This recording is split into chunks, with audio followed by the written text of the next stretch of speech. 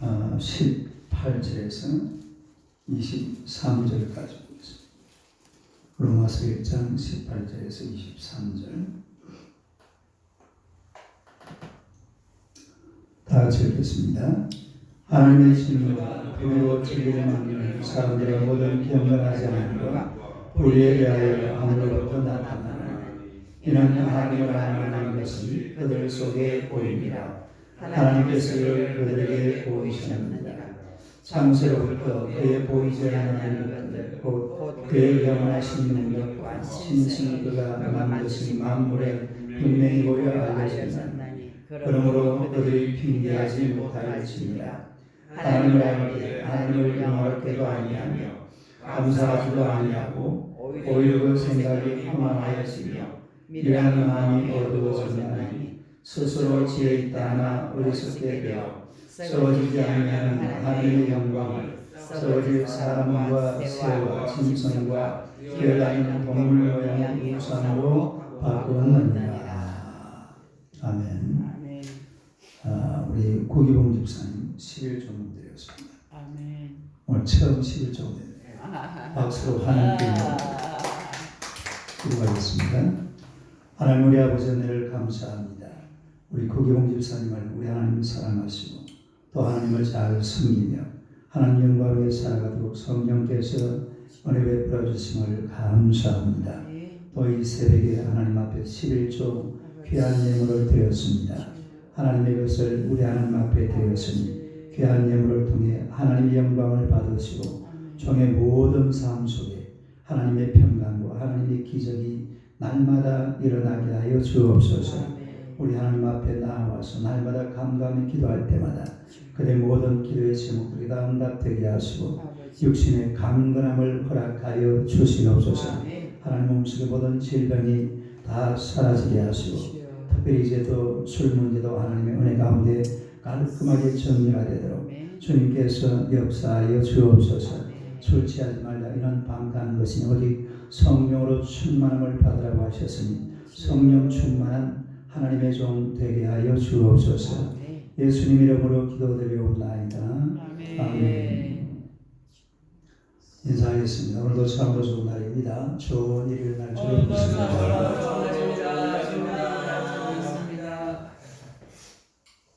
왜 화학이 생기지? 손대가 안 되는데.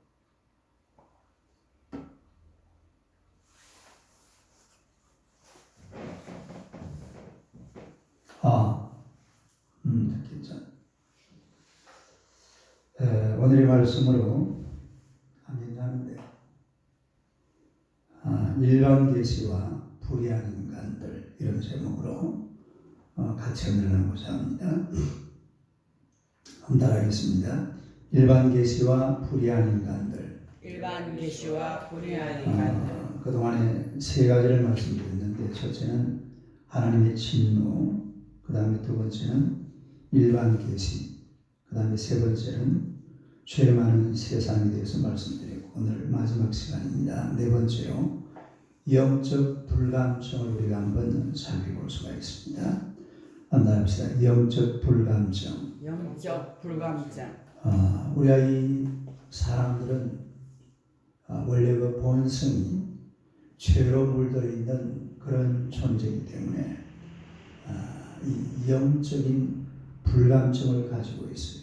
그러니까 영적으로 아무것도 모르고 또 아무런 느낌도 없고 아무런 생각도 감정도 느끼지 못하는 그런 존재라는 것을 우리가 알 수가 있는데 이런 것을 가리켜서 영적인 불감증이라 그렇게 말할 수가 있죠. 따라합시다. 영적인 불감증. 영적인 불감증. 그러니까 인간이 이 죄로 말미암아 철저로 타락을 해버렸기 때문에 어떤 인간의 어떤 감정이나 또 이런 걸 가지고서는 하나님 앞에 나아갈 수가 없는 거예요. 하나님 앞에 안 가고 자꾸 또 안 데려갑니다. 원래 가면 어디로 가게 됩니까? 하나님께로 가요. 정상이에요. 그거 알수? 그 앞에 보세요. 21절 봐요. 21절. 물론 위에도 다 일반 계시랑 똑같은 이야기인데 21절 앞에 한번 읽어봐요. 시작. 하나님을 하나님을 알되 그만 하나님을 알 수 있는 존재를 알면서도 이 영적인 불감증이 있으니까 또 그 속에 죄로 확 들어차 있으니까 하나님께로 안 가고 하나님께로 간다는 것이 엉뚱하게 뭐 절로 가고 뭐 뚱한 곳으로 헤매고 다니는 게 인간이라 그런 얘기죠. 첫째로 인간의 지혜에 대한 맹신입니다. 따라합시다. 인간의 지혜에 대한 맹신. 인간의 지혜에 대한 맹신. 인간의 지혜에 대해서 인간들은 이 맹신을 하고 있어요. 전적으로 그것을 믿는다 이 말이죠. 22절 봅시다. 22절 한번 읽어봐요. 시작. 스스로 지혜 있다 하나 어리석게 되어. 스스로 지혜 있다 하나 어리석게 돼요. 우리 인간들이 가지고 있는 아주 무서운 것 중에 하나가 뭐냐면 인간은 스스로 지혜 있다라고 생각하는 이런 것들입니다. 다시 말해서 인간의 지성을 믿는다. 인간의 지성을 믿는다.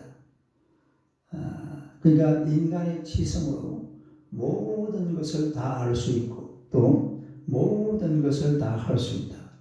그런 생각을 가진 게 인간이에요. 말도 안 되는 소리죠.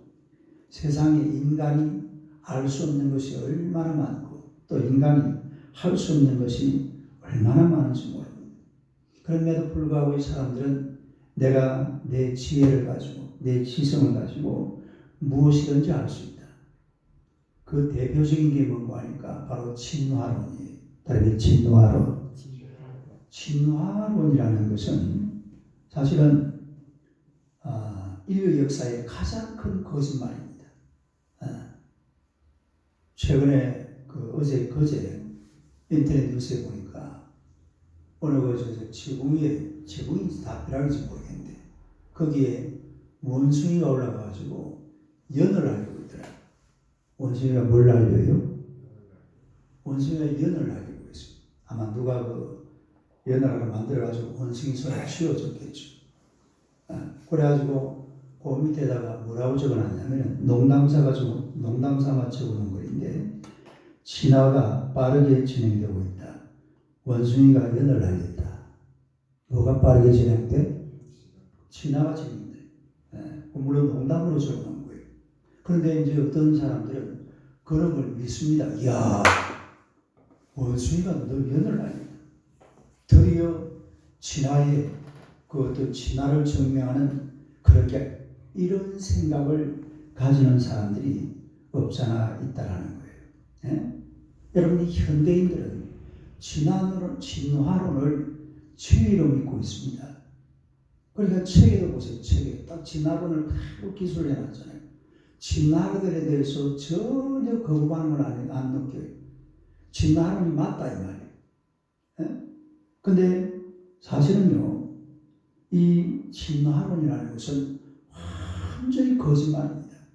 따라서 진화론은 완전히 거짓말이다. 완전히 생짜배기 거짓말이에요. 진화론을 글을 쓴 사람이 누구예요? 다윈이라는 사람이죠. 아주 기독교 명문 가정의 그런 케임브리지 대학의 교수입니다. 대단한 학자예요. 생물학 학자. 근데 이분이 그냥 진화론이라는 가설, 원래 과학이라는 것은 가설을 써가지고 그걸 증명을 하잖아요. 이 가설을 써가지고 증명을 해 나가다가 그만 죽어버렸어요. 그러니까 사실은 진화론이라는 것은 다윈이 쓴 진화론은 가설이죠. 가설. 다리의 가설. 가설이라는 것은 그냥 시작하기 전에 뭐 몇 자꾸 꺼지게 놓고 이제 이게 맞는가 틀린가 싶어서 어디 가서 조사도 해보고 이래가지고 막 조사를 하며 다니다가 그 사람은 그냥 죽어버렸어요. 그리고 진화론이라는 것은 원래 없는 학문입니다. 근데 가설을 끄집어내가지고 이게 진리다. 이게 진실이다. 거기다가 오만 소리를 다 갖다 붙입니다. 이놈 저놈. 뭐 머릿속 돌아간다는 그 과학자들이 말이고 전부 거짓말로 갖다 붙이고 하나도 사실이 없어요. 왜 그러냐면 진화론이 제대로 성립이 되려고 그러면 그 중간 단계가 있어요. 중간 단계. 따로 중간 단계. 여러분 세상에 이렇게 많은 동물이 있고 식물이 있고 이렇게 많은 이봐요. 이 무한 코로나도 있는데 오만 것 때만 없는 게 없잖아요. 그런데 여기에 무슨 이 전염병 요놈은 모릅니다. 이게 지금 뭐 달라지는 게 요게 조금 요만큼 됐다가 좀 발전이 되고 또 달라지고 이런 게 있는지 모르지만은 그런 중간 단계를 거치고 있는 이런 동식물 이런 거는요 하나도 없습니다. 예. 진화론을 증명하려고 그러면 다른 거 필요가 없거든요. 사람이 돼가고 있는 원숭이 그런 거 있습니까 없습니까? 그렇게 시몬에 나온 그 원숭이가 그놈인지 모르겠어요. 근데 그런 게 하나도 없어요. 그래가지고 또 과학적으로 막 뭐 어쩌고 그 거짓말을 자꾸 합리화시키는 거예요. 그게 막 대단한 세계적인 그 박사들이 막 머리들이 텔레비전 앞에 나와가지고 진화론적으로 그게 전부 생 거짓말이에요.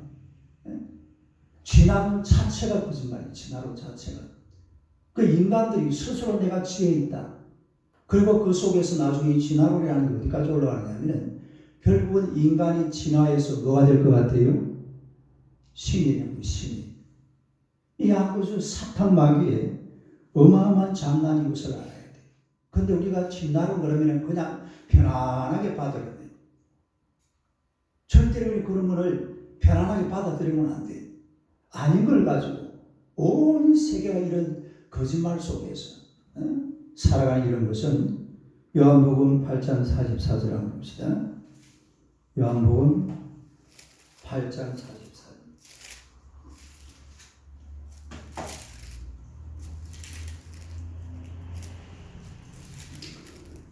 요한복음 8장 44절입니다. 한번 읽어봐요. 시작.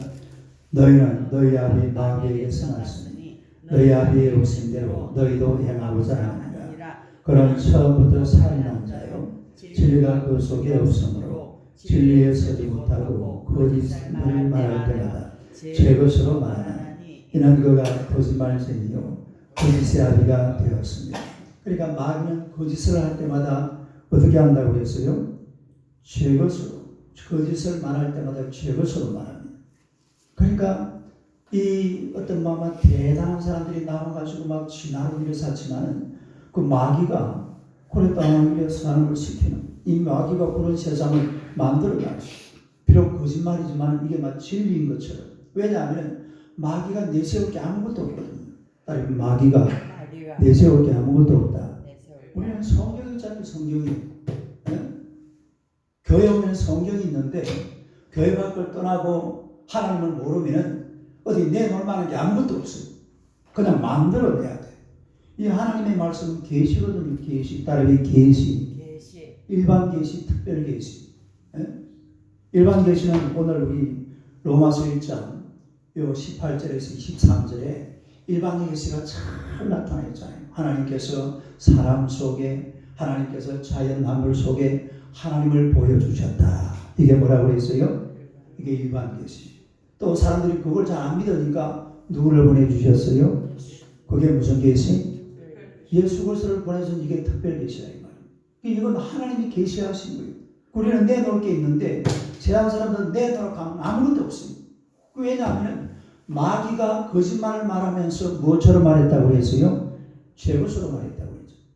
그러니까 막 거짓말을 하면서도 막 큰 소리 치는 거예요. 아니 그래가지고 옛날에 요즘이야 그런 게 있는지 모르겠지만 옛날에 실제로 그런 일이 있었어요. 그 중고등학생들 시험 칠 때에 혹시 우리 김모양 장로님 안 그랬습니까? 그 시절이 그런 시절이었는데 진화론에 대해서 시험 치다가 난 진화론 안 믿습니다. 이래가지고 나는 창조론을 믿습니다. 예? 그 학교에서 잘리고 그런 사람들이 있다니까요. 실제로 있었어요. 많았어요. 그게 실제로 있은 정도가 아니고. 예? 근데 그걸 갖다가 막 진화론 카메라 막 학교에서 막 큰 소리 따서 아니 창조론이 뭐야? 이 자식들 막 그러면 퇴학시키고 말이에요. 예? 말도 안 되는 소리. 이 거짓말을 가지고서 그렇게 큰 소리를 탕탕 치는 것은 마귀가 그것을 제 것으로 말하게 됩니다. 그게 마귀에게 사로잡힌 거죠. 이런 인간의 치에 대한 맹신 이런 거는 영적인 불감증 때문에 오는 거고요. 그 다음에 두 번째로 우상숭배입니다. 따르게 우상숭배. 우상숭배. 영적으로 불감증이 낳는 열매가 바로 우상숭배예요. 영적으로 잘못되면서 마지막 열매가 뭐라고요? 우상숭배라. 마지막 절에 나오거든요. 로마서 1장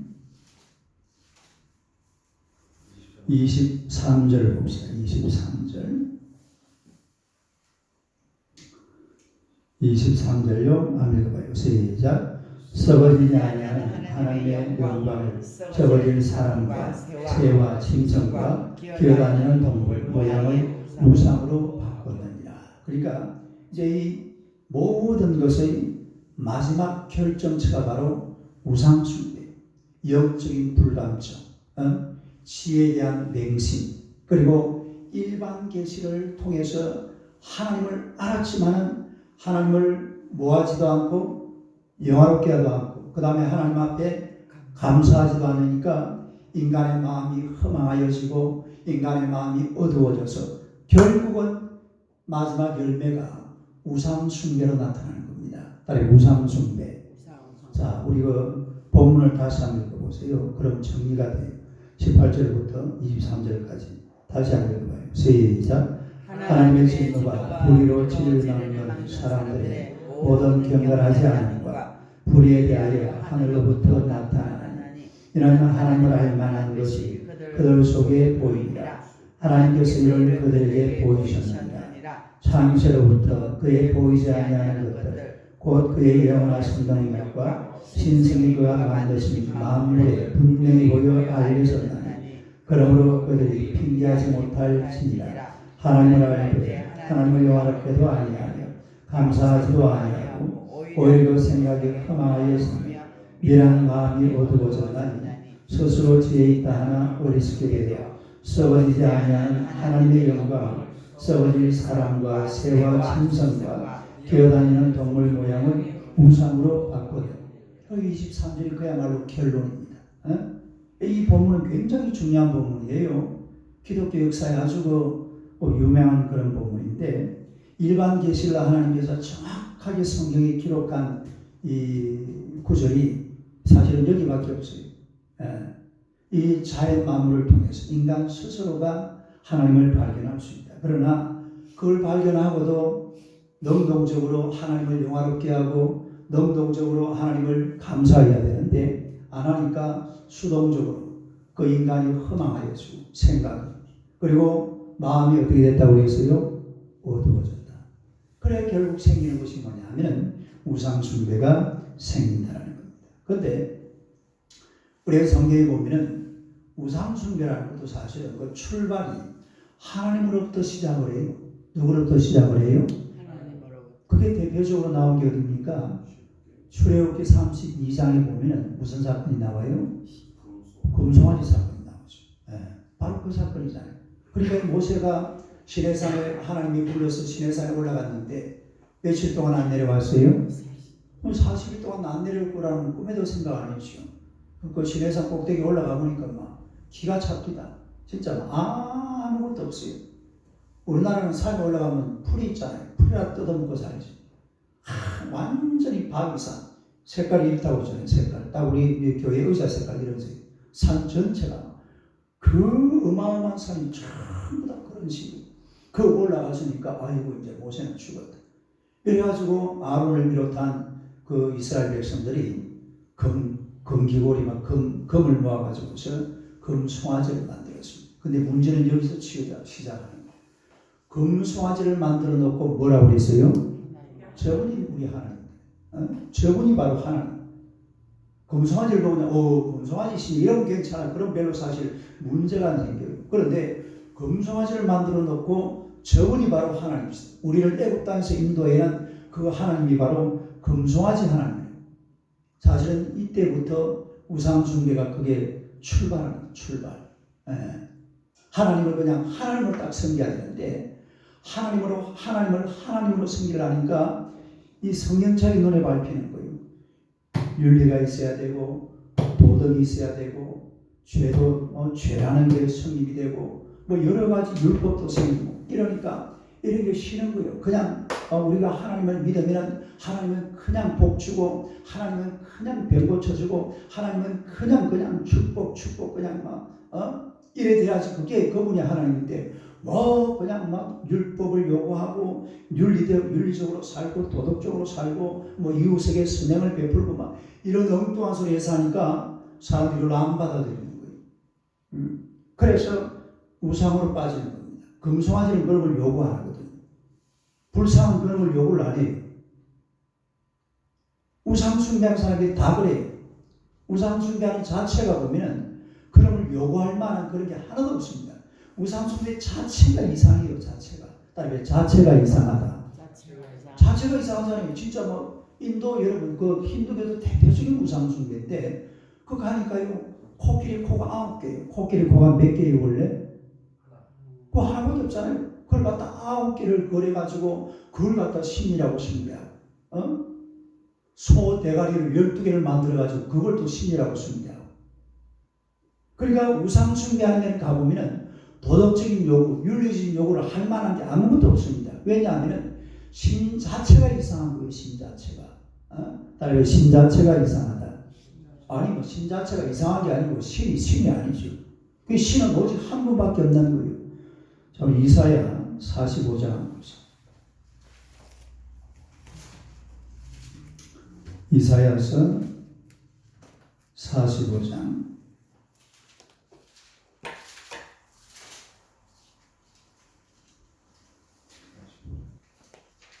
이사야 45장 21절 22절 한번 봅시다. 21절 22절 한번 읽어봐요. 시작. 너희는 알림에 진술하고 또 함께 의논하여 보라. 이를 예부터 듣게 한 자가 누구냐? 이전부터 그것을 알게 한 자가 누구냐?